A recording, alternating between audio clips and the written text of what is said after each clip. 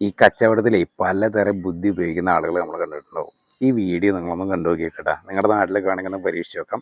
ഇത് ഒരു കസ്റ്റമർ ഇരുന്ന് ഐസ്ക്രീം കഴിക്കാൻ വേണ്ടിയിട്ട് വന്നിരിക്കുകയാണ്. ആ സമയത്ത് ബാക്കിലുള്ള ഒരു കസ്റ്റമർ ഐസ്ക്രീം കഴിച്ചിട്ട് ഊ ഊ എന്ന് പറഞ്ഞൊരു സൗണ്ട് ഉണ്ടാക്കുന്നത് കേട്ട്. അപ്പോൾ ഈ കസ്റ്റമർ വെയിറ്ററോട് ചോദിച്ചു, വെയിറ്റർ എന്തുകൊണ്ടാണ് ഇവരിങ്ങനെ ശബ്ദം ഉണ്ടാക്കണമെന്ന് ചോദിച്ചു. അപ്പോൾ വെയിറ്റർ പറഞ്ഞു, അവർ ആ ഫുഡ് കഴിച്ചിട്ട് ആണ് ഉണ്ടാക്കുന്നതെന്ന് പറഞ്ഞു. അപ്പോൾ പറഞ്ഞു അങ്ങനെയാണെന്നുണ്ടെങ്കിൽ ആ ഒരു ഫുഡ് എനിക്കും കൊണ്ടുവരാൻ പറഞ്ഞിട്ടാ, ഐസ്ക്രീം. അപ്പോൾ വെയിറ്റർ നേരെ ഐസ്ക്രീം കൊണ്ടേ കൊടുത്തു.